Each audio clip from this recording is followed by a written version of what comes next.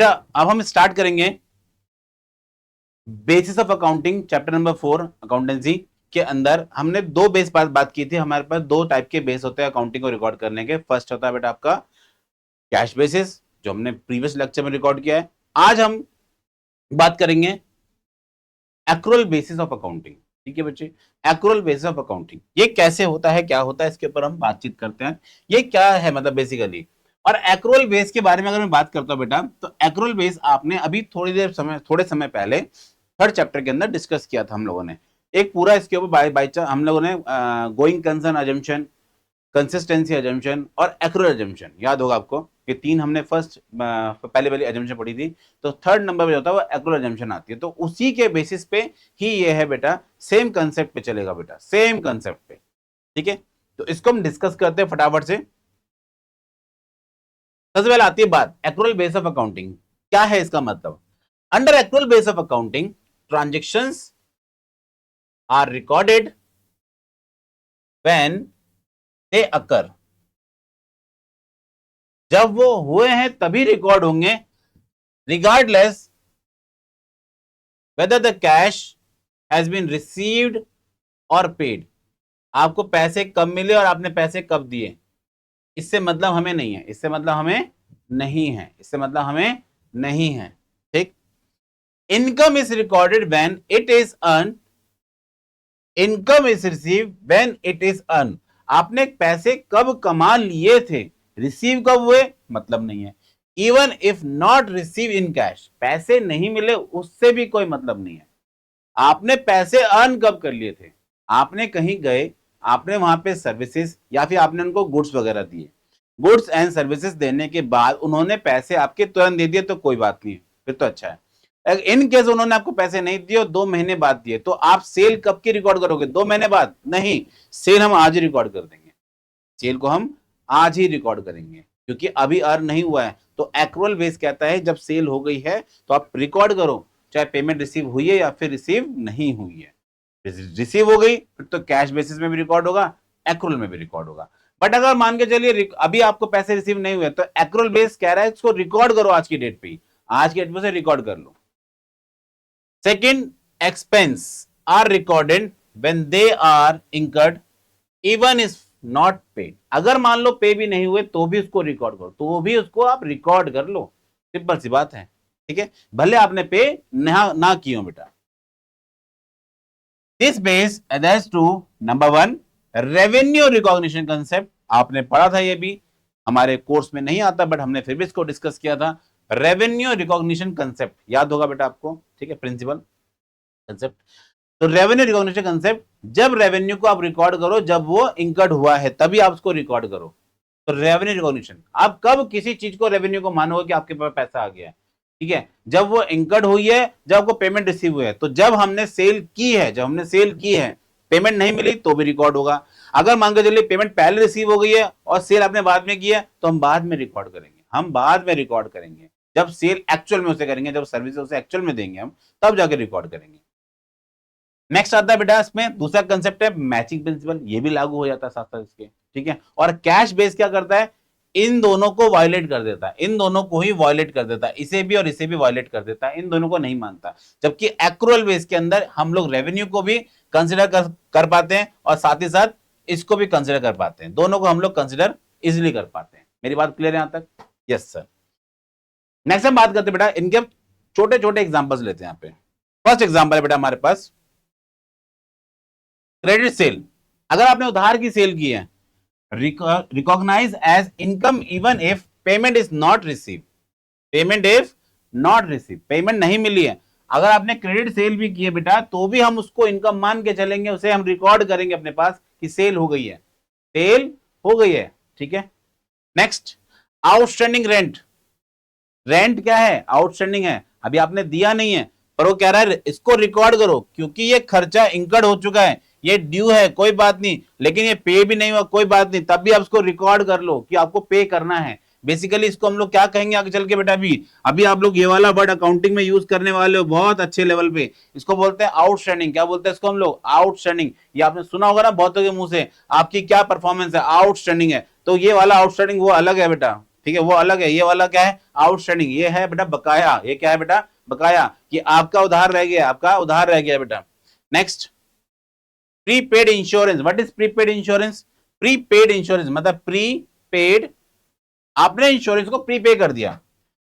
Adjust as an assets, इसको हम लोग एसेट्स की तरह ट्रीट करते हैं, इसको हम एसेट्स की तरह ट्रीट करते हैं, बट ये रिकॉर्ड होगा, ये भी रिकॉर्ड होगा, ये भी रिकॉर्ड होगा किस नाम से, प्रीपेड के नाम पे। आपने भले पहले पैसे दे दिए पर रिकॉर्ड होगा प्रीपेड के नाम पे। ये rent receive in advance, rent receive in advance, आपको पैसे पहले ही मिल गए, अभी तक तो हमने वो सर्विसेज भी रेंडर नहीं किए, वो सर्विस हमने ली नहीं है अभी तक आपसे, तो आपने पहले ही पैसे रिसीव कर लिए हैं। इट मींस वो आपके लिए क्या एडवांस है, और एडवांस को हम लोग लायबिलिटी की तरह ट्रीट करते हैं। ये कर्जा एक तरीके से, क्या है बेटा, ये कर्जा होता है। सपोज करो आप किसी को पैसे दे के, अगर अभी आपको सामान नहीं लिया आपने उससे, तो अगर मान के चलिए आप उससे सामान नहीं लेने का मन है आपका, तो आप उससे पैसे वापस मांग सकते हो। तब तक वो अपने यहाँ पे उसको क्या माने, सेल मान लेगा? नहीं, सेल नहीं मान सकता, उसको वो एज अ एडवांस के नाम पे रिकॉर्ड कर रखता है और अपने लिए लायबिलिटी मान लेता है। क्या मानता हो? लायबिलिटी। ठीक है बेटे, यस सर। नेक्स्ट हम बात करते हैं क्या बेटा, इंटरेस्ट एक्रूड। अब इंटरेस्ट सर, ये एक्रूअल और एक्रूड, एक्रूड मतलब होता है कि आपने अर्न तो कर लिया बट आपको पैसे रिसीव नहीं हुए बेटा। Recognise as income, even income की तरह इसको रिकॉग्नाइज करेंगे, चाहे भले वो आपको पैसा रिसीव हो या फिर अभी पैसा आपको रिसीव नहीं हुआ, कोई बात नहीं, पर आप तब भी इसको रिकॉर्ड करो, तब भी इसको आप रिकॉर्ड करो, रिकॉग्नाइज कर लो एज अ इनकम, इसको इनकम मांगे चलो, तो इसको बोलते हैं हम लोग क्या, इंटरेस्ट एक्रूड। क्या बोलते हैं? Interest accrued. तो यह ध्यान रखना बेटा, हमने कुछ बातचीत की यहां पे, जो आप लोग रिकॉर्ड करोगे, outstanding, prepaid, rent receive in advance, accrual income, ये भी आप रिकॉर्ड करोगे। पहले आप रिकॉर्ड नहीं करते थे, अब आप इसको रिकॉर्ड करोगे। क्रेडिट सेल को भी आप रिकॉर्ड करोगे। आपने सेल कर दिए बट आपको आपके पास पैसे नहीं आए, कोई बात नहीं, हम इसको रिकॉर्ड करके चलेंगे। ठीक है, ये है बेटा आपका कौन सा वाला बेस, एक्रूअल बेस। ये सब चीजों को रिकॉर्ड करवा के चलता है। Yes sir, okay. नेक्स्ट हम बात करते हैं बेटा, रिक्वायर्ड बाय लॉ। क्या इसको लॉ मानता है? बिल्कुल मानता है बेटा। इसको यहां तक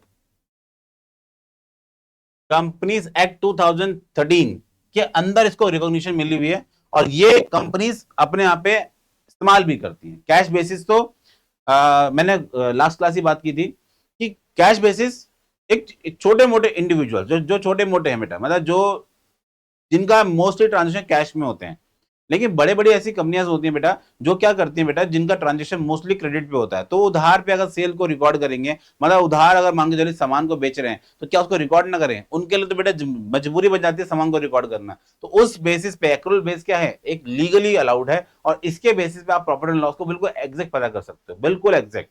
ठीक है, जैसे बात करते हैं इसके एडवांटेज और इसकी बात करते हैं डिसएडवांटेज की। एडवांटेज क्या क्या है बेटा इनकी? नंबर वन एडवांटेज क्या है? More scientific and accurate. ये मोर साइंटिफिक है, अच्छा है बेटा, ये अपने आप पे क्या अच्छा है। अच्छा मैं इसलिए बोल रहा हूं बेटा, क्योंकि हम तो इसको यूज कर चुके हैं, लेकिन अभी आप लोग जब सीखोगे इसको, तो आप खुद ही डिफरेंशिएट कर पाओगे कैश बेस में और एक्रूअल बेस में क्या चीज का एक डिफरेंस बेसिक सा आता है, दोनों में क्या अंतर है, दोनों में क्या अंतर है, इसको आप अच्छे से बखूबी समझ पाओगे बेटा। नेक्स्ट हम बात करते हैं preferred by the professional accountants. ठीक है, प्रोफेशनल अकाउंटेंट्स एक्सेट्रा। नेक्स्ट हम बात करते हैं कंप्लीट पिक्चर। इसमें हर एक ट्रांजेक्शन की कंप्लीट पिक्चर होती है। रीजन आपने उधार है तो भी रिकॉर्ड हो गया, अगर वो क्रेडिट पे है तो भी रिकॉर्ड हो गया, उधार मतलब क्रेडिट पे रिकॉर्ड, क्रेडिट पे कोई ट्रांजेक्शन हुआ तो भी रिकॉर्ड हो गया, कैश में है तो फिर तो रिकॉर्ड होना ही होना उसने। लेट से आपके पास इनकम आनी थी बट वो नहीं आई, तब भी हम उसको रिकॉर्ड करते हैं किस नाम से, एक्रूअल इनकम के नाम पे रिकॉर्ड कर लेते हैं। आपके पास कोई इनकम आ गई है लेकिन वो आपकी इनकम नहीं है अभी, क्योंकि अभी तक उसके लिए आपने सर्विसेज नहीं दी है या फिर उसको आपने गुड्स नहीं बेचे हैं, तो ये कंप्लीट पिक्चर है। कैसे? उसको हम लायबिलिटी में दिखाएंगे, उसको हम कर्जे में दिखाएंगे। मान के चलो कल को बेटा कस्टमर मना कर दे कि हमें सामान नहीं चाहिए, तो उससे पैसा वापस भी तो करने पड़ सकते हैं। लेकिन कैश बेस क्या बोलता है, सेल होगी भाई, कैश बेस क्या कहता है, सेल होगी। तो यहां पे बात की जा रही है कि ये complete picture of transaction, complete picture of transaction है। Consider all revenue and expenses, इसमें सारे खर्चे, सारे रेवेन्यू, सारे एक्सपेंसेस सबके सब रिकॉर्ड होते हैं, cash and non cash, cash and non cash.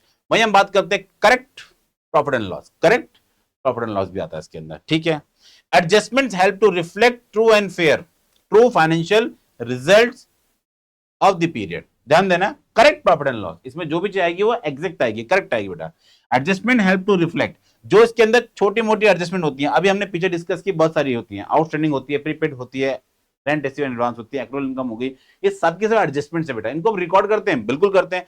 जैसे हम एडजस्टमेंट को रिकॉर्ड करते हैं, जो प्रॉफिट एंड लॉस है हमारा, जो गलत आ रहा था, जो ज्यादा रिकॉर्ड हो रहा था, वो कम रिकॉर्ड होगा, जो कम रिकॉर्ड हो रहा था उसे हम लोग मेंटेन कर सकते हैं। तो इसमें क्या होगा, हमारा बिजनेस एक्यूरेट रहेगा, करेक्ट प्रॉफिट एंड लॉस बता पाएंगे हम लोग। सपोज करिए आपको किसी ने एडवांस में पेमेंट कर दी है, एडवांस पेमेंट, और आप उसको सेल मान के रिकॉर्ड करके बैठे हो, और वो मान लो कल को मना कर दे, तो बिजनेस के लिए क्या हो, लॉस ही होगा। लेकिन वहीं अगर मान के चलिए आप एक्रूअल बेस के अंदर रिकॉर्ड कर रहे हैं, तो और आपको पता है कि अभी तक उसने सामान नहीं बेचा, उसे हमने जब तक सामान नहीं बेचा तो उसको पैसे को मैं सेल की तरह क्यों मानूं, आप उसको रिकॉर्ड नहीं करोगे, और आपका जो प्रॉफिट एंड लॉस है बिल्कुल एग्जैक्ट आएगा फिर। ठीक है बच्चे, यस सर। नेक्स्ट हम बात करते हैं ट्रू फाइनेंशियल पोजीशन। देखो ये तो प्रॉफिट एंड लॉस के बारे में है, ये पोजीशन के बारे में। पोजीशन मतलब जितने भी, जैसे मैंने बात की थी पीछे अभी कि प्रीपेड क्या एसेट्स होता है, तो वो एसेट कहां रिकॉर्ड होगा, बैलेंस शीट में रिकॉर्ड होगा। आपने बात की थी आउटस्टैंडिंग कर्जा, है ना, बकाया, बकाया पैसा भी देना भी आपको, वो कहां रिकॉर्ड होगा, वो भी आपकी बैलेंस शीट के अंदर रिकॉर्ड होगा। तो फाइनेंशियल पोजीशन भी बेटर, अब हम लोग जहां पे बेटर मतलब ट्रू बता सकते हैं। पहला प्रॉफिट एंड लॉस आएगा, दूसरा फाइनेंशियल पोजीशन कैसी है हमारी बिजनेस की, उसके बारे में बता सकते हैं। ठीक है, जैसे कि यहां पे दे रखा है एक्यूरेट एसेट्स एंड लायबिलिटी को शो करना, वाइडली एक्सेप्टेड, इसको सभी मानते हैं, widely accepted due to the reliability and compliances with accounting principles. ठीक है, इसको सभी मानते हैं, सभी, क्योंकि सारे सारे जितनी चीजें हम लोग रिकॉर्ड करते हैं वो वाइडली एक्सेप्टेड है, सभी उसको एक्सेप्ट करके चलते हैं। नेक्स्ट हम बात करते हैं बेटा क्या, डिसएडवांटेजेस। क्या बात कर रहे हैं हम लोग, disadvantage of accrual base. Accrual base की डिसएडवांटेज मतलब इसकी खराब बातें क्या है। नंबर 1, पहला, सिंपल नहीं है भाई, ये सिर्फ 100 की सीधी बात, ये सिंपल है नहीं बेटा। सिंपल अगर होता तो कोई भी अकाउंटेंट बन जाता बेटा, ये सिंपल अगर होता तो कोई भी अकाउंटेंट बन जाता, और कोई नहीं भी पढ़ता तो भी पढ़ लेता अकाउंटिंग। ठीक है, अगर इतना इतना ईजी नहीं है, मैं ये नहीं कह रहा बहुत ज्यादा टफ है, पर इतना भी ईजी नहीं है, नॉट सिंपल, सिंपल सी बात है। Require accounting knowledge and skills, ये पता होनी चाहिए पहले आदमी। ठीक है, वैसे तो डिसएडवांटेज है, लेकिन हमारे लिए एडवांटेज है। रीजन बेटा क्या है, हम पढ़ी तो ले रहे हैं, क्योंकि कोई नहीं पढ़ रहा इसको। नेक्स्ट हम बात कर रहे हैं क्या बेटा, इसका जो प्रोसेस है एलेबोरेटेड है, मतलब बहुत बड़ा है, बहुत बहुत लेंथी प्रोसेस होता है इसका। मल्टीपल ईयर एंड एडजस्टमेंट, इसमें साल के एंड में आकर बहुत सारे एडजस्टमेंट पास करनी पड़ती है। तो ये क्या है, एलेबोरेट, टाइम कंज्यूमिंग है, सही बात है, क्योंकि इसमें एनालाइज करना पड़ता है प्रॉफिट एंड लॉस के लिए। सोचिए, आपको मैं बता रहा हूं कि सेल नहीं है, फिर भी हमने सेल का रिकॉर्ड कर लिया। सर आपने ये सारी बातें कर दी, अब तो ये समझ में नहीं आ रहा कि अकाउंटिंग है क्या। बेटा अकाउंटिंग वही है जो आप समझ रहे हो, पर उसको समझने के लिए थोड़ा सा समय दीजिए, क्योंकि बेटा अभी चैप्टर हम लोग 4 तक ही पहुंचे हैं, अभी तो हमें प्रैक्टिकल स्टार्ट करने हैं। चैप्टर 5 से आपके प्रैक्टिकल स्टार्ट हो जाएंगे, वहां जाके ज्यादा आपको शायद समझ में चीज आने स्टार्ट हो जाए कि ये तो बहुत सिंपल सी बात है। लेकिन इसको फिर भी डिसएडवांटेज इसलिए माना गया, एक नॉर्मल, एक जो नॉन कॉमर्स बैकग्राउंड है बेटा, उनके लिए क्या होगा, वो क्या बोलेंगे, टाइम कंज्यूमिंग है, तो हम नहीं लगा रहे। सिंपल सिंपल है, पैसे आए तो ठीक है रिकॉर्ड करेंगे, पैसे गए तो हम उसको रिकॉर्ड करेंगे, खत्म। लेकिन एक्रूअल क्या कहता है, पैसे आ रहे हैं तो पहले देखो पैसे हमारी सेल है या नहीं है, अगर सेल है तो रिकॉर्ड करना, सेल नहीं है तो उसको एज अ लायबिलिटी मान लेना। आप ये देखो, जो आपने सर्विसेज दे दी हैं, पैसे आ गए रिकॉर्ड कर लो, पैसे नहीं आए बट सर्विस दे चुके हो तो भी रिकॉर्ड करो उसे, तो भी उसको रिकॉर्ड करो अपने पास सेल की तरह, जिससे कि आपका प्रॉफिट एंड लॉस कैसा होगा, एग्जैक्ट निकल के आएगा बेटा। मेरी बात क्लियर है यहाँ पे, इसको बोलते हैं टाइम कंज्यूमिंग। क्या बोलते हैं इसको हम लोग, टाइम कंज्यूमिंग। ठीक है, मेरी बात यहां तक क्लियर है, यस सर। ये भी हो गया हमारे पास। तो एक्रूअल बेस की डेफिनेशन पढ़ लिया हम लोगों ने, उसका अर्थ समझ लिया, मीनिंग समझ लिया, उसकी एडवांटेज डिसएडवांटेज भी पढ़ लिया हमने, और इसको लॉ के अंदर रिकॉग्निशन, मतलब इसको रिक्वायर्ड है क्या ये लॉ के अंदर, बिल्कुल है बेटा ये। नेक्स्ट हम बात करेंगे बेटा इसके बाद, देखिए बेटा न्यूमेरिकल को स्टार्ट करते हैं अपने। यहां पे लिखा हुआ है during the financial year 24-25 Amit had cash sales 3,90,000 and credit sales of 1,60,000. His expenses for the year 2,70,000 and out of which 80,000 are not yet paid. अभी तक आपने पे नहीं किए। Find his income for 2024-25 following the find out net income according to accrual base of accounting. हमें किसके basis पे निकालनी है बच्चे, एक्रूअल बेस ऑफ अकाउंटिंग। इससे पहले हमने ये क्वेश्चन पहले भी डिस्कस कर रखा है, लेकिन हमने तब ये क्वेश्चन बेसिस पे बात की थी बेटा, कैश बेसिस के ऊपर, कैश बेसिस पे हमने बात की थी। आज हम बात करेंगे सेम क्वेश्चन पे एक्रूअल बेस के ऊपर बेटा। ठीक है, तो जरा ध्यान देंगे आप, मैं पहले जो इसकी पूरी इंफॉर्मेशन पहले वो रिकॉर्ड कर रहा हूं यहाँ पे, जो क्वेश्चन में गिवन है पहले हम उस बात को यहाँ पे अच्छे से लिख लेंगे ताकि हमें एक क्लियर विजन मिल जाए। फर्स्ट है आपको बेटा कैश सेल्स गिवन है, कैश सेल्स कितने की है 3,90,000, 3,90,000 ओके। क्रेडिट सेल्स गिवन है 1,60,000, तो क्रेडिट सेल्स है हमारे पास 1,60,000 ओके। भाई टोटल एक्सपेंसेस हमें दे रखे हैं उसने क्वेश्चन में, पूरे ईयर में जो हमारे बिजनेस के एक्सपेंसेस हुए हैं वो हुए हैं 2,70,000 ठीक है। फिर साथ साथ उसने मेंशन कर दिया क्या 80,000 एक्सपेंसेस, 80,000 के जो एक्सपेंसेस हैं यहां पे लिखा हुआ है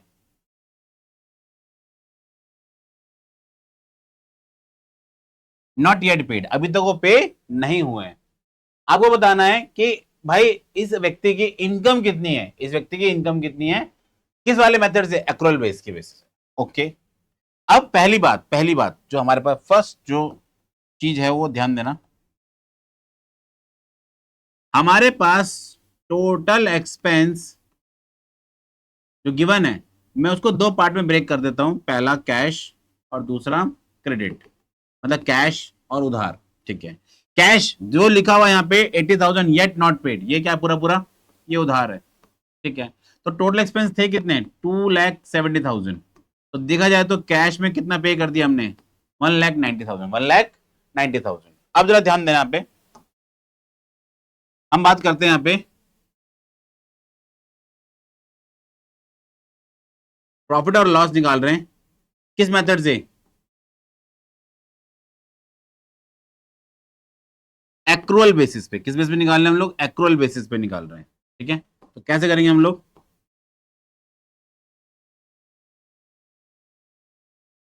प्रॉफिट एंड लॉस ध्यान देना बेटा,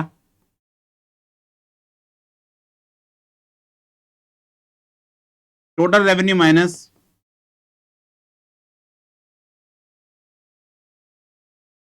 टोटल एक्सपेंसेस। टोटल रेवेन्यू क्या है बेटा,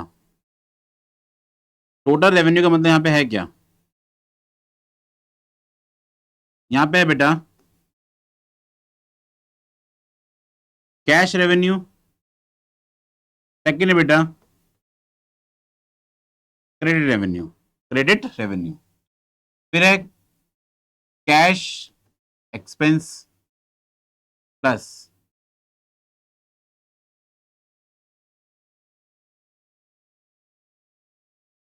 इसी को हम लोग दूसरा नाम भी जानते हैं बेटा, इसका ये वर्ड यूज करते हैं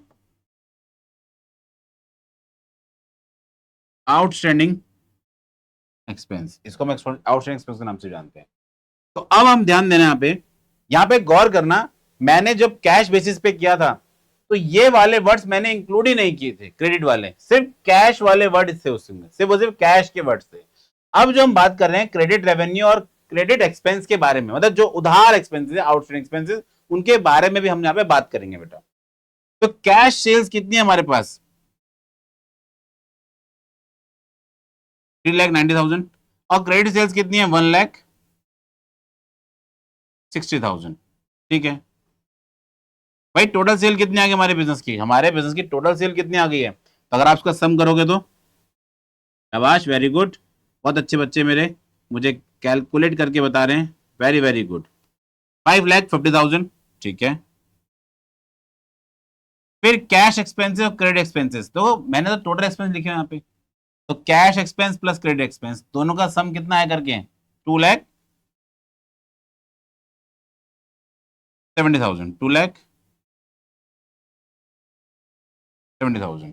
अब हम लोग क्या करेंगे 5,50,000 में से 5,50,000 में से 2,70,000 को माइनस कर देंगे, 2,70,000 को माइनस कर देंगे।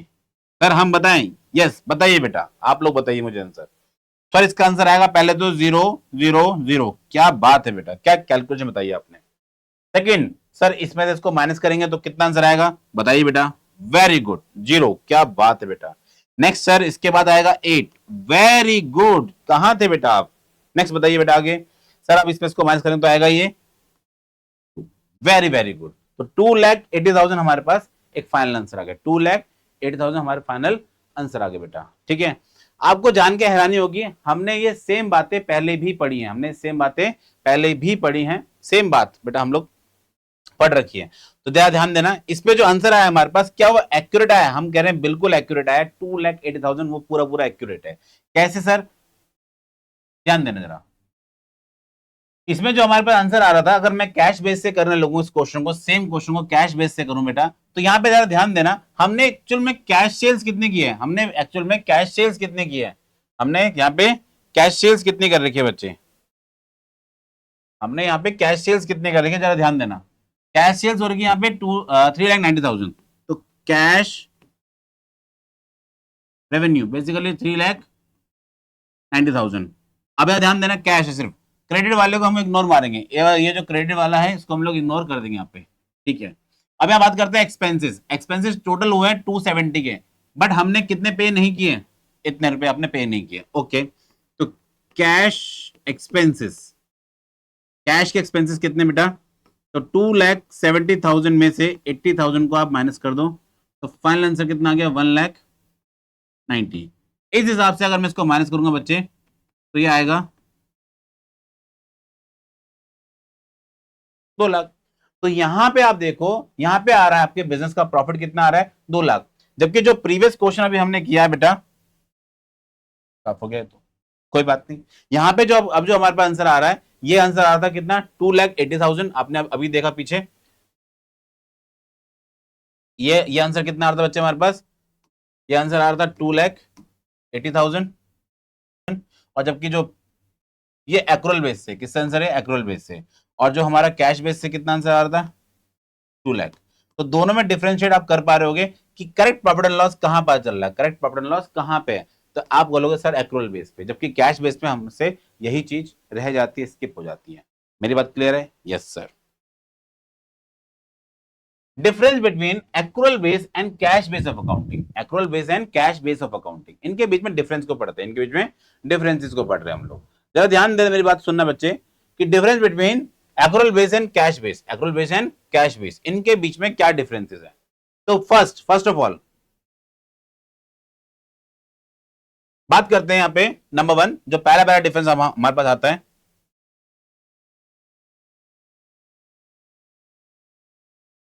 Nature of transaction, nature of transaction, nature of transaction. ध्यान देना बेटा, एक्रुअल बेस ये कैश को भी रिकॉर्ड करता है एज वेल एज क्रेडिट को भी रिकॉर्ड करता है। कैश बेस कैश को भी रिकॉर्ड करता है एज वेल एज क्रेडिट को भी रिकॉर्ड करता है, ये दोनों ट्रांजेक्शन को रिकॉर्ड कर रहे हैं। वहीं हम बात करते हैं क्रेडिट बेस, इसमें ओनली कैश ट्रांजेक्शन, सिर्फ और सिर्फ कैश के ट्रांजेक्शन रिकॉर्ड होते हैं बेटा। मेरी बात फिर सुनना, नेचर ऑफ ट्रांजेक्शन, जो उसका नेचर है, कैश का है कि क्रेडिट का है। तो ट्रांजेक्शंस अगर मैं बात करता हूं एक्रुअल, एक्रुअल में दोनों ट्रांजेक्शन रिकॉर्ड होंगे। हमने प्रीवियस अभी एग्जांपल में ही पढ़ा बेटा, ये अभी हमने एक न्यूमेरिकल किया तो उसमें आपने देखा होगा कि इसमें cash as well as credit ये दोनों ही तरह से रिकॉर्ड करेगा, जबकि यहाँ पे सिर्फ कैश ट्रांजेक्शन रिकॉर्ड होंगे, ठीक है। ओके, नेक्स्ट बात करते हैं बेटा prepaid and outstanding expenses, prepaid and outstanding expenses. ध्यान देना, prepaid, outstanding, income receive in advance, accrual income, ये सारे जो 4 वर्ड्स थे बेटा, ये 4 वर्ड्स एक्रुअल एडजस्ट करता है, शो करता है profit and loss and balance sheet के अंदर। यहां पे तो बड़े सारी चीजें एडजस्ट होंगी, लेकिन मैं बात करूं अगर कैश बेस में, तो सिंपल बोल रहा है, हम एडजस्ट नहीं करेंगे, ना ही हम शो करेंगे कहीं पे, ना तो हम शो करेंगे ना ही हम एडजस्ट करेंगे, नहीं करने वाले। Okay, next, accrual income, income receive in advance, तो प्रॉपरली काउंटेड एंड शो करते हैं बकायदा इसको बैलेंस शीट के अंदर, सही बात है। और ये काउंट ही नहीं करते, सिंपल सा, तो एडजस्ट कहां से करेंगे बेटा। तो कैश बेस के अंदर बड़ा सिंपल सा वो बता दिया उसने। फिर प्रॉफिट एंड लॉस, आप बताइए दोनों में से करेक्ट किस में आएगा? सर एक्रुअल में ज्यादा बेटर आएगा, यहां पे true and correct profit and loss. जबकि इसमें क्या होता है बेटा, not reflect true profit and loss of the business, true profit and loss of the business. Technical knowledge, हमें ज्यादा टेक्निकल नॉलेज किसमें चाहिए? Required technical knowledge due to adjustments, due to adjustments, जैसे कि इसमें प्रीपेड आपको बताना पड़ेगा, इसमें आउटस्टैंडिंग बताना पड़ेगा, ठीक है, कैपिटल्स में के अंदर उससे एडजस्ट करना पड़ेगा। तो ये सारी चीजें हैं बेटा जिसको आप रिकॉर्ड नहीं कर पाते। इसमें क्या है कि आपको टेक्निकल नॉलेज क्या है, चाहिए, इसमें टेक्निकल नॉलेज तो रिक्वायर है, जबकि इसमें रिक्वायर लेस टेक्निकल नॉलेज, या नहीं भी होगी आपको नॉर्मली, अगर आपको समझ में आता है कि पैसा आ रहा है तो उसको रिकॉर्ड करना है, पैसा जा रहा है तो उसको रिकॉर्ड करना है, उसमें आप नॉर्मल से भी काम चल सकता है। नेक्स्ट हम बात करते हैं क्या बच्चे, लीगल पोजीशन। तो तो अभी हमने बात की कि लीगल पोजीशन किसको मिली हुई है, कौन लीगली रिकॉग्नाइज्ड है। आप कहोगे सर एक्रूअल बेस, कौन सा है, एक्रूअल बेस, जबकि कैश बेस नहीं है, कैश बेस नहीं है, एक्रूअल बेस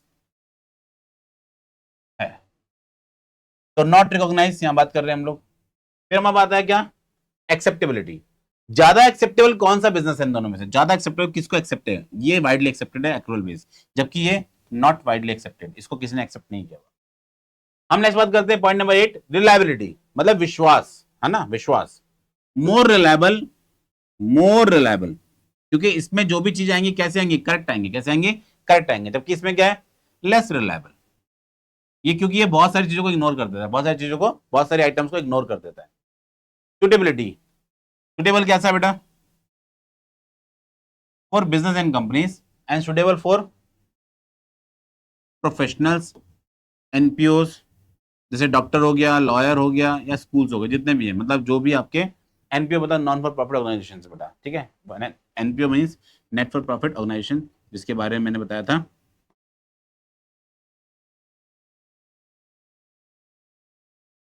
हमारा प्रोजेक्ट हुआ है, ये भी बेटा एनपीओ के अंदर काउंट होता है, नॉन प्रॉफिट ऑर्गेनाइजेशन, जो प्रॉफिट के लिए काम नहीं करते, ठीक है। और प्रोफेशनल्स जैसे डॉक्टर, इंजीनियर, लॉयर, ये सब हो गए बेटा आपके लिए, तो ये ज्यादातर कैश बेस के अंदर चलते हैं, ज्यादातर ये कैश बेस के अंदर चलते हैं।